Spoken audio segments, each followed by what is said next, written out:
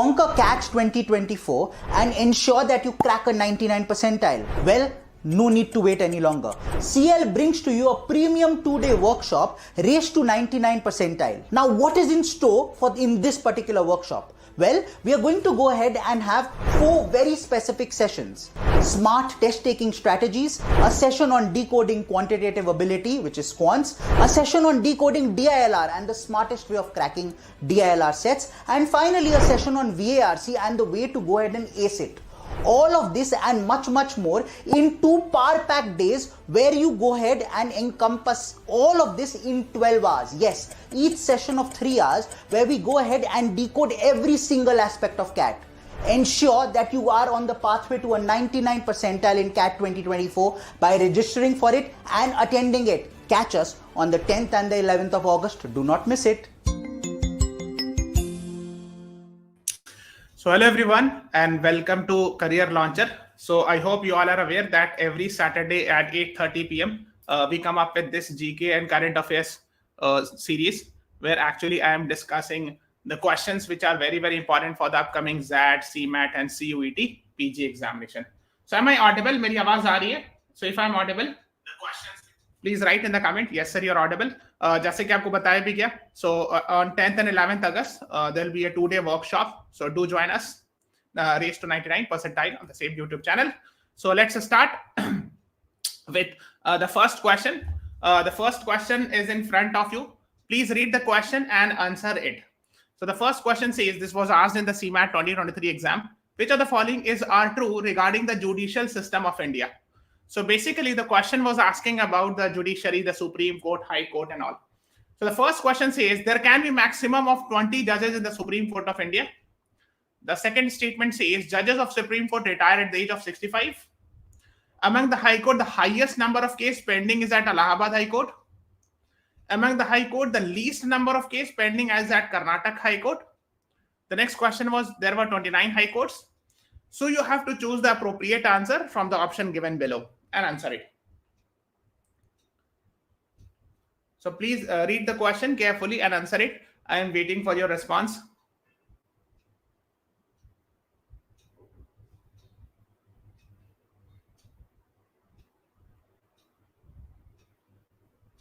Anyone?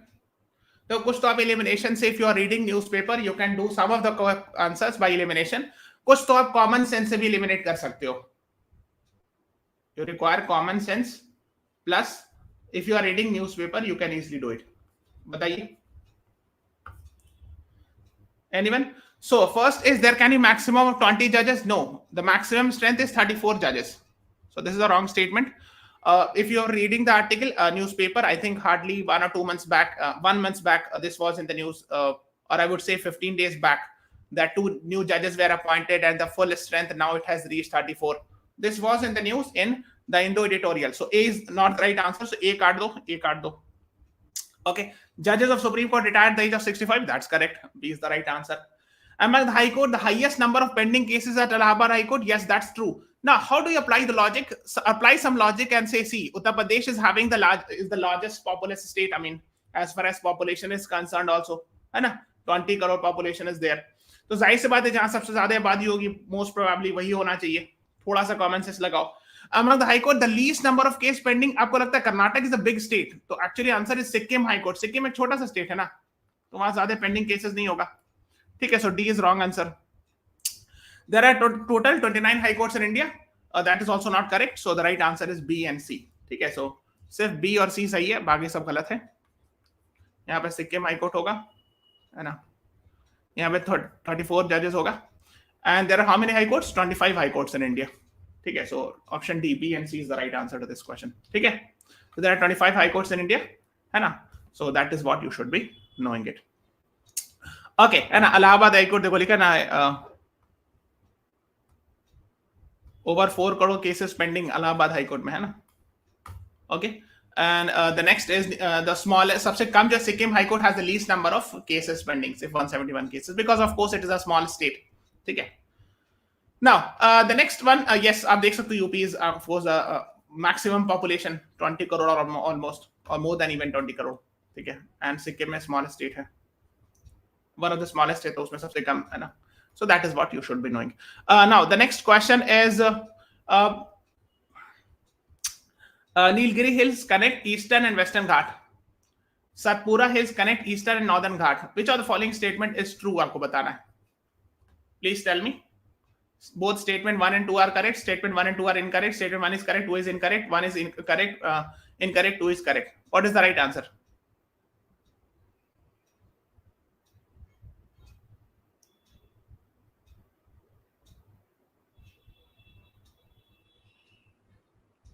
These are very basic geography questions.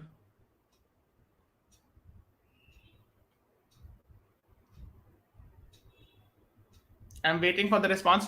देखो, first of all, Satpura Hills connect Eastern and Northern Ghats. Northern Ghat कुछ होता ही नहीं. Eastern and Western Ghat is connected by Nilgiri. So there's a concept of Eastern and Western Ghat in India. And Eastern and Western Ghat meets at Nilgiri Hill near Karnataka, है ना? So 1 is correct and statement 2 is incorrect. So B is the right answer to this question. ठीक है? Sorry, C is the right answer. Statement 1 is correct and 2 is incorrect. So option C. ठीक है? मैंने गलती से B बता दिया. Please correct it. Statement 1 is correct. 2 is incorrect. ये ऑप्शन सी है ना. ये वाला मैंने आपको बताया ना, ये सही है, ये गलत है. बिकॉज नॉर्दर्न घाट का कोई कॉन्सेप्ट ही नहीं होता. मैं आपको मैप में दिखाता हूँ. ठीक है, देखो, this is western Ghat mountain range and here is eastern Ghat. Both meet somewhere here and this is called as Nilgiri hills. ठीक है, ओके. वेस्टर्न घाट और ये ईस्टर्न घाट. ठीक है, दोनों मिलते हैं. Both meets at Nilgiri Hill. Okay. Now, the second author was talking about, the another question was talking about Satpura Hill having northern ghats. ऐसा कुछ होता ही नहीं. तो Satpura Hills कहाँ पे, ये दिखा देता हूँ एटलीस्ट. तो ये वाला विंध्यन है ना, और इसके जस्ट नीचे सतपुरा है. ओके, सो एंड ठीक है. सो सतपुरा में ऐसा कुछ नहीं है कि नॉर्दर्न घाट्स होता ही नहीं है. So statement 2 was wrong and statement 1 is correct. So I think it's clear. C is the right answer. Let's move on to the next question. Please answer it. This, at least you should try to answer it. Which of the following thinker has said this? It says, so long as the million lives in hunger and ignorance, I hold every man a traitor who, having been educated at their expense, pays not the least heed to them. मतलब कहने का मतलब है कि कोई India में कोई बंदा रहा, उसके पास पैसा रहा, पढ़ा लिखा रहा, एजुकेटेड रहा, सब कुछ रहा, लेकिन उसने अपने करीब आसपास के जो लोग भूखे हैं उनका ख्याल नहीं रखा. So I will consider him a traitor. Who said this statement? Ram Manohar Lohia, Swami Vivekananda, M N Roy, Raja Ram Mohan Roy. What is the right answer? बताइए. The right answer is option B, Swami Vivekananda ji, है ना. So he focused much more on helping the poors and those who are hungry. उन्होंने इस बात पर बहुत ख्याल रखा कि अगर इंडिया में कोई लोग आपके आसपास गरीब हैं, भूखे हैं, तो आप उनका ख्याल रखिए, है ना, और अनएजुकेटेड इग्नोरेंस, है ना. So it is the responsibility of every educated and rich person to take care of the poors around you, है ना. So B is the right answer. The next is given below are 2 statements. दोनों statement 1 statement 2 पढ़ना है और बताना है which one of the following would be the correct match.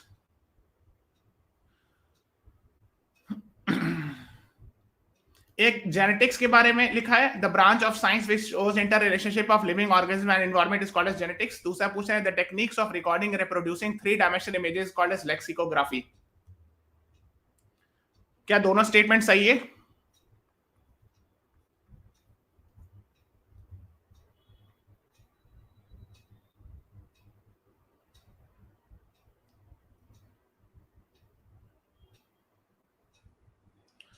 So देखो, पहला वाला तो स्टेटमेंट सही. The branch of science which shows inter relationship of living organism and the environment is called as genetics. That's true.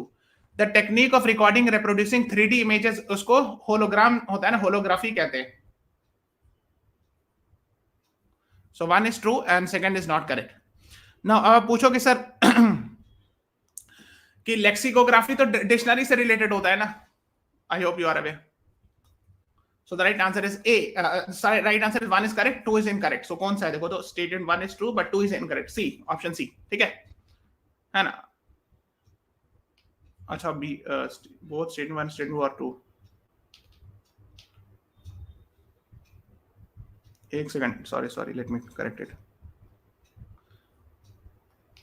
Statement branch of science which shows interrelation with living organisms and sorry, please let me correct it. ये इसके लिए answer होगा ecology ना, not genetics. Genetics तो gene से related है ना, studying about genes and all, ठीक है। तो ये भी गलत स्टेटमेंट, ये भी गलत स्टेटमेंट है। So both are actually false, ठीक है। So B is the right answer, है ना। Genetic study of genes and hereditary, और ये तो ये बता रहे हैं ना, study of inter relationship of living organs and environment, ecology इसको कहते हैं, है ना। और इसको जो कहते हैं 3 डायमेंशन में, इसको होलोग्राफी कहते हैं, ठीक है। So both are wrong, so both are false, so B is the right answer, ठीक है ना। Okay, now the next is, देखो ये स्पोर्ट्समैन है, मैच कराने को पूछते हैं जो करंट न्यूज में रहते हैं, ठीक है। सो ये क्यों न्यूज में था, स्पेशली टोक्यो ओलंपिक्स में दे वर इन द न्यूज, ठीक है, इसीलिए मैच द फॉलोइंग पूछा था। अब देखो इस बार क्या पूछेंगे, इस बार जो है कौन कौन न्यूज में, जैसे मानू भाकर न्यूज में, है ना। सो आपको ये बता देंगे Manu Bhaker is a news, she belongs to which sports, ये सब पता होना चाहिए, because she has got bronze medal and one in 10 meter air pistol, another with another also in the jointly with Sarabjot Singh, है ना, in 10 meter air pistol। तो ये sports आपको पता होना चाहिए, जैसे PV Sindhu, you must have heard it, she is actually from badminton, है ना। सो ए का जो आंसर है 3 है, ए का 3 कहां पर, ये तो है बस। So the right answer is this, है ना, ए का 3। बी का four Lovlina Borgohain boxing, Ravi Kumar Dahiya wrestler, and Gagan Narang shooting। So the right answer is option second option, ठीक है। Okay, so these are the things you should be knowing it. तो वो उस time पर Tokyo Olympics के time पर news में थे, इसीलिए 2022 से पूछा था। अभी जो न्यूज में, so these 2 people are in the news and these are very important. So Manu Bhaker and Sarabjot Singh, ठीक है, both are in the news, 10 metre air pistol में they have got bronze and all. तो ये पूछा जा सकता है मैच द फॉलोइंग में, दैट से एक जगह लिख देंगे मानू भाकर, ठीक है, ओके, और यहाँ पे मैच द फॉलोइंग कहीं पे लिख देंगे 10 मीटर पिस्टल, एयर पिस्टल, उसको मैच कराना है, ठीक है, like that. So you should be knowing it. और अभी पेरिस ओलंपिक से रिलेटेड जो भी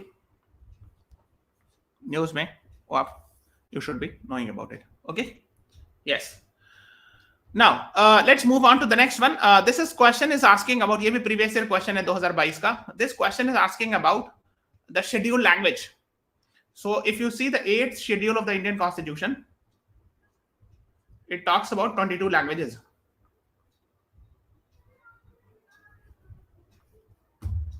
अगर आप 8th schedule of the Indian Constitution की बात करेंगे, so 22 languages mentioned. Originally there were 14, है ना, फिर बाद में 8 और जोड़ दिया गया. So now we are having 22 languages.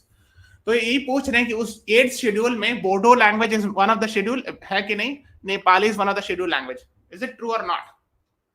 If you know it please answer it. अगर आपको आता है सो आप कमेंट सेक्शन में आंसर करो, I would be very happy. So actually the right answer is actually both are there, ठीक है ना, बोथ स्टेटमेंट 1 और 2, बोडो और नेपाली दोनों मिलेगा। देखो ये 8th शेड्यूल में देयर आर 22 लैंग्वेजेस, देखो बोडो यहाँ पर है and Nepali is also there, ठीक है। तो कभी कभी ये पूछते हैं 4 ऑप्शन दे देंगे, उसमें इंग्लिश, देखो इंग्लिश इसमें नहीं होगा, ठीक है, English is not there. So sometimes what they do is they give you options and one of the option which of the following is not mentioned in the 8th schedule and one of the option would be English, तो वो नहीं होगा, ठीक है। मैं आपको कुछ ideas दे रहा हूँ so that it would be easy for you, ठीक है ना। तो पहले ओरिजिनली 14 लैंग्वेज था, बाद में 21st अमेंडमेंट से सिंधी लैंग्वेज ऐड किया गया, देन 71st अमेंडमेंट से कोंकणी, मणिपुरी, नेपाली ऐड किया गया, देन 92nd अमेंडमेंट में Bodo, Dogri, Santhali, Maithili was added, and last में 96 अमेंडमेंट में सिर्फ नाम चेंज किया गया, ओडिया को ओडिया जस्ट, ठीक है। सो कभी कभी अमेंडमेंट भी किसी किसी एग्जाम में मैंने देखा दे आस्क कि कौन से अमेंडमेंट में ये वाला ऐड किया गया, so please read it because sometimes they are asking these types of questions, ठीक है। सो मैं अंडरलाइन कर देता हूं ताकि आपके लिए आसान हो जाए। Now, the next one is, please tell the correct chronological sequence. Chronological sequence means means the correct sequence as far as date is concerned. Which of the following event happened first, then next, like that. है ना? So you have to tell it in the chronological order. I think last class maybe we have discussed something like that. So I'm expecting you all to answer. What is the right answer?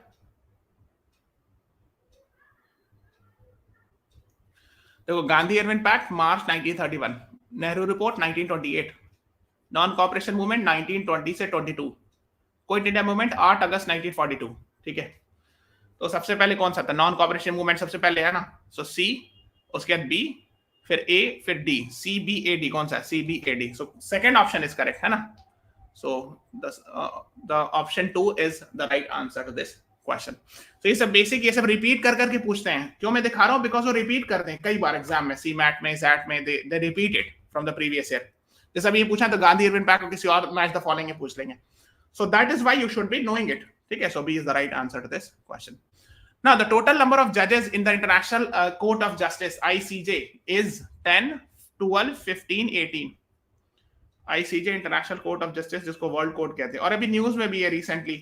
I hope you are aware. It has given an advisory opinion on the Gaza war and all. And South Africa moved recently. If you are reading the news, South Africa filed a petition in ICJ. Saying that, to stop the genocide in Gaza. That is what the South Africa said. So that is why, in fact, ICJ was in the news if you are reading the current affairs. So the right answer actually is, the total number of judges is 15. Okay, and they are actually elected for 9 years. For 9 years, okay? Now, the next question is, since we are talking about ICJ, please tell me the International Court of Justice is headquartered where? New York, The Hague, Washington DC, Paris. कहाँ मिलेगा आपको?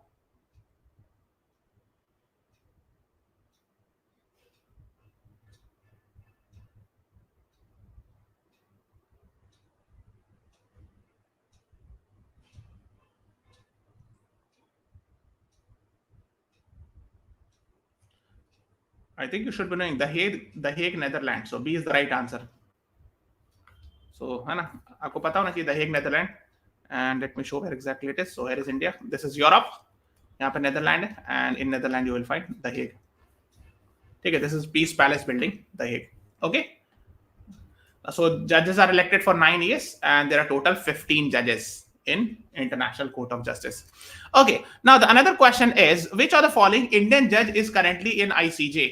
Justice R.V. Ravindran, Justice Dalveer Bhandari, Justice U.U. Lalit, Justice B.N. Sri Krishna. कौन से Indian जज currently ICJ में, international court of justice में?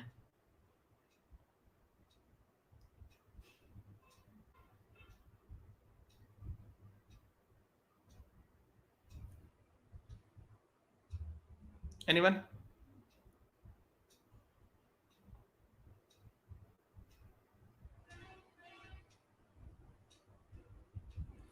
So the right answer is option B, Justice Dalveer Bhandari. So and he is a former judge of Supreme Court of India, and he is currently the judge of ICJ. So B is the right answer to this question. ठीक है. Now let's move on to this. ये भी मैंने previous class में भी कराया था, because yes, these types of questions are very much asked. कि we have borrowed a lot of features of Indian Constitution from different countries. So you should know कि from which feature we have borrowed from where. ठीक है. ये कई बार पूछा था exam में, and that is why I'm asking this question. Please tell me.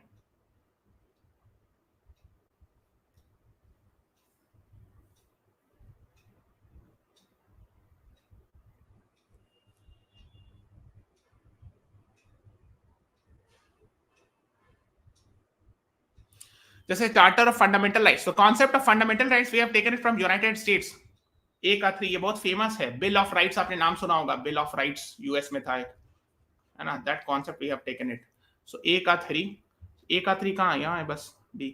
ठीक है. और planning commission concept Soviet Union से लिया है, everyone knows. Directive principle Ireland से लिया है. ठीक है. So the right answer is, फिर बाकी जो बचा है ना, रेसिडुअल पावर कनाडा से. सो 3, 2, 1, 4. This you should be knowing it. और मैंने लास्ट क्लास में ये बताया भी था. Yes, संदीप होता, very good. D is the right answer to this question. मैंने बताया भी था, जैसे यूके से हम लोगों ने लिया parliamentary form of government, post of prime minister, Lok Sabha का कॉन्सेप्ट, सिंगल सिटीजनशिप, है ना, the entire parliamentary form of government concept. Then US से most important thing we have taken is fundamental rights, है ना. फिर जुडिशरी से जैसे impeachment of president, supreme court, judiciary से related power, judicial review.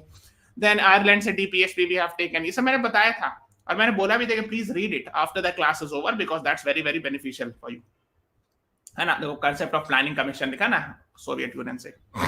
So these are the things you should be aware of it, because these are asked in the exam. Now the next is, which are the following form of Indian dance shows Persian culture? Bhangra, Kathak, Rangma, Chhau. ये dance form से पूछते हैं अक्सर, classical dance. अच्छा, Persia कौन से country को कहते हैं? Which country was earlier called as Persia? अभी उस कंट्री का नाम क्या है बताइए? सी पर्शिया, एक्चुअली ईरान को पर्शिया कहते थे, ठीक है ना?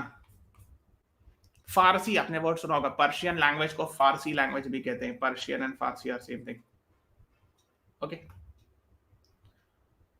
सो एक्चुअली कथक, जो B is the right answer, मैं बताता हूँ, है ना? It is only Indian classical dance who too have Persian elements and all. तो एक्चुअली क्या था मैं बताता हूँ। कथक परफॉर्म्स इंक्लूड उर्दू, गजल एंड कॉमनली यूज टर्म्स, है ना, ड्यूरिंग द मुगल। देखो होता क्या है, देखो कथक मोस्टली क्या है, नॉर्थ इंडिया में, यूपी बिहार रीजन में Kathak dance is very famous, ठीक है? और ईरान का जो इस रीजन का, सेंट्रल एशिया का इन्फ्लुएंस नॉर्थ इंडिया में ज्यादा पड़ा है ना, because people from Central Asia and Iran they came, ठीक है? And that is why Kathak has a huge impact, Persian elements इसमें, ठीक है? जैसे साउथ इंडिया में इस रीजन का इंपैक्ट कम है, बट इस रीजन का इंपैक्ट नॉर्थ इंडिया में ज्यादा है। जैसे हिंदुस्तानी म्यूजिक वगैरह में भी, if you are aware, then you will find the impact of these Central Asian countries and Iran, Afghanistan as well, ठीक है? अच्छा, एक चीज बहुत important, there are 8 classical dance according to Sangeet Natak academy. ये पूछते हैं, प्लीज याद कर लीजिएगा, very very very important, because these are asked, states wise match कराते हैं, ठीक है? इससे कथक कौन से स्टेट में, कथकली कहाँ है, so these are the things, ठीक है? 8, फिर एक छाऊ डांस है, एक 8वां है, जिसको मिनिस्ट्री ऑफ कल्चर रिकॉग्नाइज करती है। तो संगीत Natak academy 8 classical dance recognise करती है, जबकि मिनिस्ट्री ऑफ कल्चर जो है एक और छाऊ डांस को भी रिकॉग्नाइज करती है, सो टोटल 9, ठीक है? यही पूछा था किसी एग्जाम में कि संगीत Natak academy, which of the following dance is not recognized as classical dance by Sangeet Natak Academy, and one of the option was Chau dance. So Sangeet Natak Academy recognizes only 8, whereas the Ministry of Culture recognizes 8 plus 1 this Chau dance as well. So please read about all these 8 dances, and they belong to which state, because these are asked in the exam, ठीक है? Now Article 356 of the Constitution provides for what? What is the right answer? बताइए। Reservation of jobs for backward class, protection of religious monument, imposition of peasant rule in a state, right to education. What is the right answer?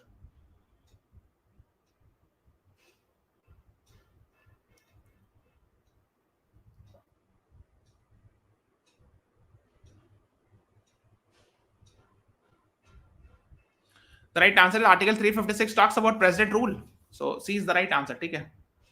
Failure of constitutional machinery of president rule 356 बात करता है ना, so C is the right answer to this question. Okay, yes. Now अब ये geography का question है कि India का northern most point, southern most, eastern most, western most point पूछ रहे थे। कुछ तो आप कर सकते हो आंसर, मतलब आई नो कि हो सकता है आपको चारों नहीं पता हो, बट कुछ तो पता होगा इसमें, और आप मैच द फॉलोइंग से reach, you can reach to the answer very easily. अगर आपने थोड़ा बहुत भी सियाचिन के बारे में पढ़ा होगा तो यू मस्ट बी अवेयर कि it is the northern most point. और यार ये तो जरूर बच्चों ने पढ़ा था कि southern most point of India is Indira point, जो कि अंडमान निकोबार आइलैंड से मिलेगा, ठीक है? ईस्टर्न मोस्ट की बूतू चलो आपको नहीं पता हो सकता है आपको नहीं पता हो, अरुणाचल में। और western most sir creek Gujarat में यू विल फाइंड, ठीक है? सो द आंसर इज 1 4 2 3, 1 4 2 3, 1 4 2 3, एक ही जगह, ठीक है? सो A is the right answer. मैं दिखाता हूँ, यहाँ पे somewhere here you will find Siachen, ठीक है? सर क्रीक यहाँ मिलेगा, सर क्रीक की बीथू विलेज यहाँ अरुणाचल में, यहाँ पे समवेयर कहीं पे मिलेगा की Bithu village on the eastern side. और देखो मेन लैंड का जो सदर्न मोस्ट है कन्याकुमारी, बट यहाँ पर इंदिरा पॉइंट लिखा था, तो यहाँ पर अंडमान निकोबार एकदम यहाँ पर है Indira point. Okay, I hope you are aware. So the right answer was A, yes, Moksha Shah and Sandeep Hota, you both were right, A is the right answer to this question, ठीक है?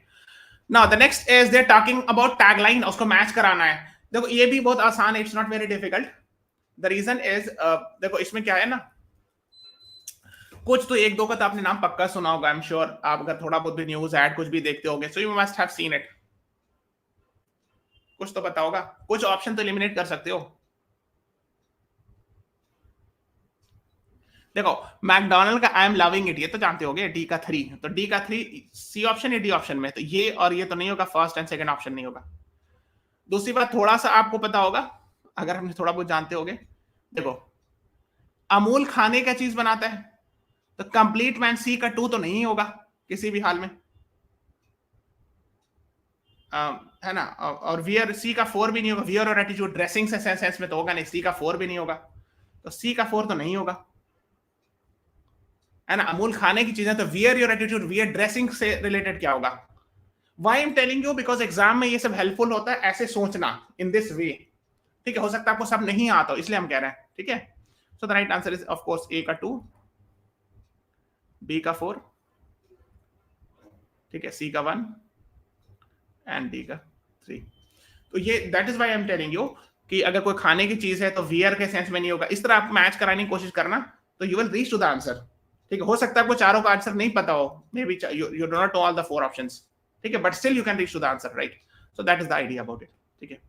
ए का 2 4 1 3, 2 4 1 3 है ना, so the fourth option is the right answer. Yes, Sandeep Hota right, हाँ, है ना, आप देख सकते हो। Amul rejoice, McDonald I am loving it, weekender का wear your attitude, kids wear है ना। द नेक्स्ट इज, अब ये जो है ना, मैच द फॉलोइंग, फाउंडर्स का नाम पूछ रही है कंपनी है, और ये फाउंडर्स का नाम है ना। और actually they are expecting you that you should know, you should watch shark tank episode. अगर आपने शार्क टैंक देखा होगा तो इसमें से 2-3 ऐसे हैं जो शार्क टैंक में आते हैं, जैसे रितेश अग्रवाल, पीयूष बंसल, विनीता सिंह, ये तीनों आते हैं शार्क टैंक में। सो you can easily answer it. तो अगर आपने शार्क टैंक देखा होगा, थोड़ा बहुत भी जानते होगे, so you can answer it. So basically they are expecting you that you should know this also. देखो लेंस कार्ड पीयूष बंसल, इनका तो ऐड भी आता है, सो डी का 3 है ना, तो 4 तो फर्स्ट ऑप्शन गया। विनीता सिंह, शुगर कॉस्मेटिक्स, ओयोरो, रितेश अग्रवाल, सब पता होना चाहिए। ए का 4, ठीक है, बी का 1, so the right answer is this. Yes, Sandeep Hota है, Moksha Shah, you are right, ठीक है। एंड बर्कशायर हैथवे का Warren Buffett, Warren Buffett is a very famous person, है ना, I hope you all are aware of it. तो so जो business news जो भी फॉलो करते हैं, तो वैरेन बुफे को लोग जानते हैं जनरली, ठीक है। So option C is the right answer. Good, Sandeep Hota है, Moksha Shah. Okay, which of the following is not the winner of Bharat Ratna 2024? इस बार ना 5 लोगों को, 5 people were given Bharat Ratna, तो इनमें से किसको नहीं दिया गया? A B Atal Bihari Vajpayee, Lal Krishna Advani, M S Swaminathan, Chaudhary Charan Singh. इस साल नहीं दिया गया, 2024 वाला बात कर रहे हैं, ठीक है। What is the right answer?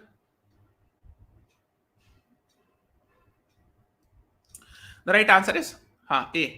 अटल बिहारी वाजपेयी को पहले दिया गया था, लेकिन इस बार 2024 में दिया गया। तो 5 में L K Advani, M S Swaminathan, Chaudhary Charan Singh, Karpoori Thakur and PV Narasimha Rao, ठीक है। सो एम एस स्वामीनाथन जो है ना, father of green revolution in India. Shri L K Advani is a former deputy prime minister. Chaudhary Charan Singh prime minister, ex prime minister. PV Narasimha Rao ex prime minister. Karpoori Thakur ex CM Bihar, ठीक है। So the right answer is A is the right answer. इस बार भारत रत्न 2024 अटल बिहारी वाजपेयी जी को नहीं दिया गया, ठीक है। तो ये सब पता होना चाहिए पांचों, ठीक है ना। इनको 2015 में दिया गया था, he was given in 2015।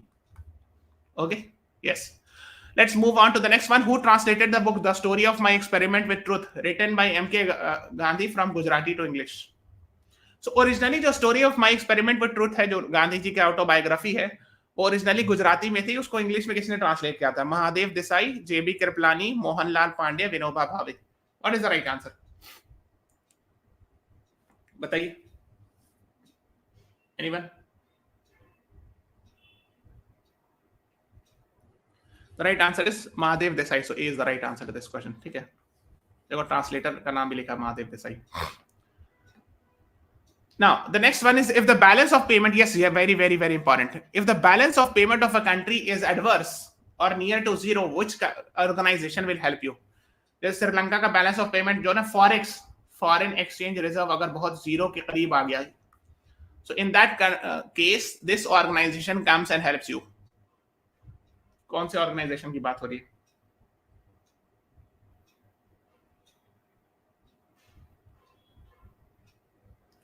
The right answer is option C, International Monetary Fund. C is the right answer to this question. ठीक है, पता होना चाहिए. IMF approves $3 billion bailout for Sri Yes, Sandeep होता right. C is the right answer. ठीक है, सब पता होना चाहिए.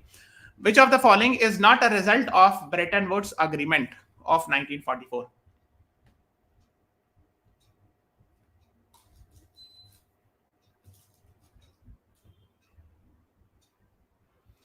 1944 ब्रेटन वुड्स एग्रीमेंट हुआ था, उसके रिजल्ट में क्या बना था?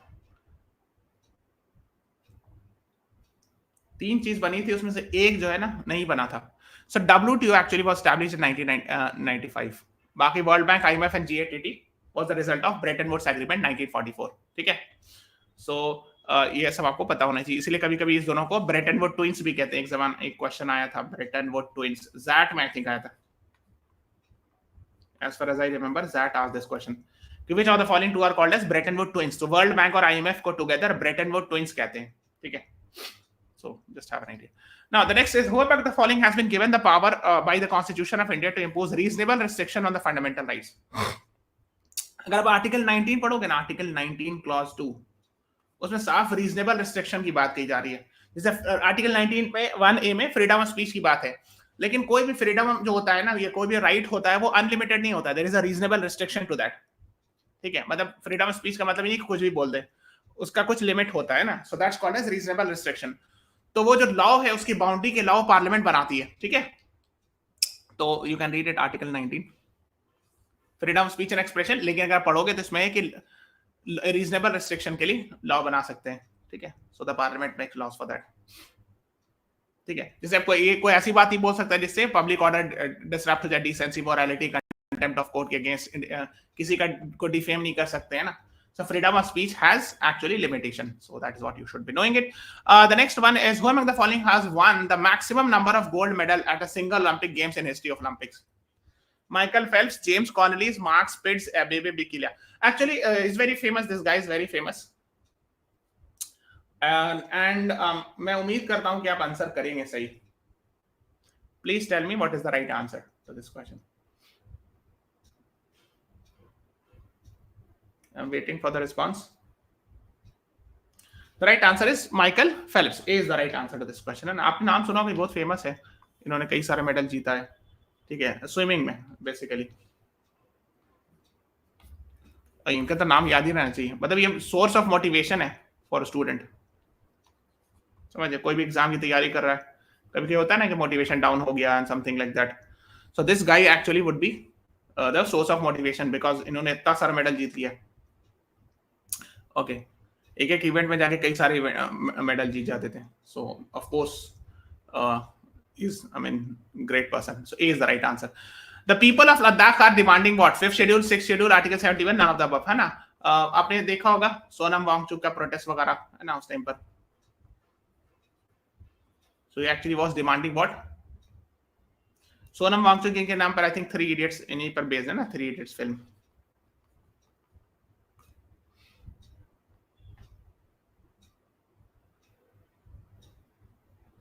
So they are demanding 6th schedule status. So B is the right answer. आपने देखा होगा fast and to death and all. So ये सब न्यूज में था उस टाइम पर, मार्च अप्रैल में और. So that is what 6th schedule status में क्या होता है कि you can understand like this, that they will get some extra benefits or extra autonomy. So Ladakh would be getting. So B is the right answer. ठीक है. So this is Ladakh Union Territory. The next is Article 371, capital A of the Constitution of India provides a special privilege to which one of the following state? Nagaland, Mizoram, Sikkim, Manipur. What is the right answer? देखो, जैसे एक article 370 था जिसमें special provision था Jammu and Kashmir के लिए, तो इसको ना स्क्रैप कर दिया गया 5 अगस्त 2019 में. ठीक है. तो similarly but still there are other for other states. तो 371A से लेकर 371I तक है. ठीक है. So 371A provides special privilege to the state of Nagaland. A is the right answer to this question. ठीक है, just remember it. A is the right answer.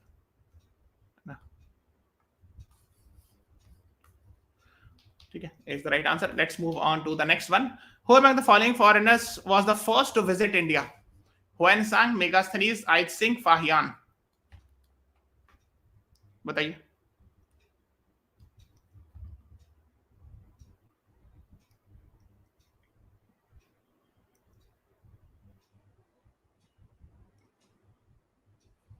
Right answer is B. देखो, Hiuen Tsang जो 600 AD के आसपास आए थे, ये भी AD. ठीक है ना, सिर्फ ये थे वो BC में 200-300 BC के आसपास होगा. ठीक है. Megasthenes was an ambassador, Greek ambassador sent by Seleucus Nicator in the court of Chandragupta Maurya. ठीक है. and he wrote a very famous book. What is the name of the book? इन्होंने किताब लिखी थी, उसका नाम इंडिका. ठीक है, वहीं से वर्ड इंडिया आया है, इंडिया जो कंट्री का नाम है ना. ठीक है, so the right answer is B is the right answer to this question. ठीक है, ठीक है, so go and read about it. ठीक है ना, मैंने लगा भी दिया मेगास्थनीज के बारे में, जोइन सांग फाहियान कब आए थे.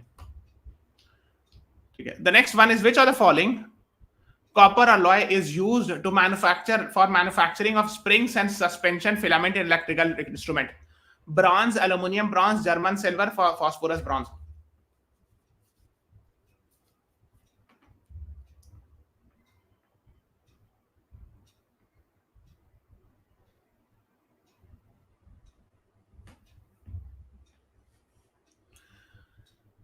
The right answer actually is D. Phosphorus, bronze is the right answer to this question. ठीक है, ठीक है, so phosphorus, bronze जो है ना, इसको यूज किया था स्प्रिंग्स वगैरह में. ठीक है, just have an idea. D is the right answer. Let's move on to the next one. The longest circle which can be drawn on Earth's surface passes through equator, Tropic of Cancer, Arctic Circle, Tropic of Capricorn. अर्थ में का जो latitude है, मान लीजिए अर्थ है, उसमें latitudes होते हैं. सबसे लंबा सर्किल कौन सा होगा? अब जाहिर सी बात है, कॉमन सेंस बनाओ. अगर बीच से काटो, कोई सेब, इसको बीच से काटोगे तभी सबसे लंबा सरकमफ्रेंस बनेगा. So equator would be the right answer. A is the right answer. This is common sense है ना, लैटिट्यूड में. So B से काटोगे, so this is actually having the largest circle. So A is the right answer. ठीक है. Okay. Yes. The next is the concept of Booker Prize. कौन से field में दिया जाता है? कौन से literature? Philosophy, autobiography, religion, fiction.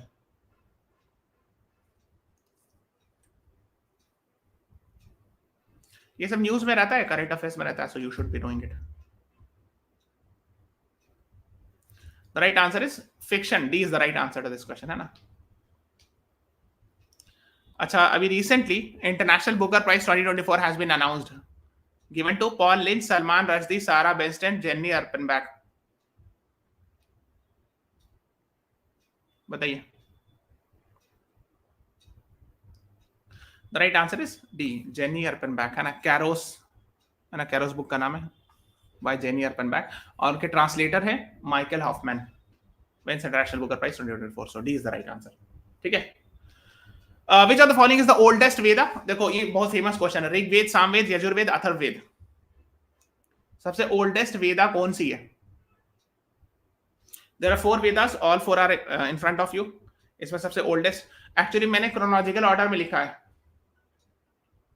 So the oldest Veda is Rigved, then Samved, then Yajurved, then Atharvaved. ठीक है. Okay, this is in this way. Okay, so the oldest Veda is Rigved. ठीक है. So this you should be knowing it. Okay. Now the next is which country was also known as Persia? अभी मैंने थोड़ा देर पहले बताया, जब when I was talking about Persian influence in Kathak dance. Iraq, Iran, Kuwait, Qatar. कौन सी country को पहले Persia कहते थे? Yes, Iran. Very good, moksha Shah, है ना. एक बहुत फेमस गेम था पुराने जमाने का, I think Prince of Persia करके, शायद आप लोगों ने खेला हो, I don't know whether. Yes, Moksha Shah, right. हाँ, B is the right answer. Iraq को बहुत पुराने जमाने में मेसोपोटामिया कहते थे. सो पर्शिया का B, Iran is the right answer. अभी मैंने बताया भी ना, पर्शिया, पर्शियन, फारसी. पर्शिया से लैंग्वेज निकली है पर्शियन, जिसको हम लोग फारसी भी लिखते हैं. ठीक है. So the right answer is B is the right answer to this question. हाँ, और वहां से एक रिलीजन था बहुत famous, Parsi religion, you must have heard. Zoroastrianism भी कहते हैं, जैसे. हाँ, सो ये भी ओरिजिनेट हुआ था ईरान में. And a lot of Indians are also, like Ratan Tata ji is also a Parsi and all. ठीक है. और ये रेस टू 99 परसेंटाइल 10th और 11th अगस्त को will be having session on the same YouTube channel. So do follow it, that would be very very beneficial for you. So this is all about today's class. Please subscribe to our channel, follow, है ना. Thank you everyone. Thanks for watching. Have a nice day.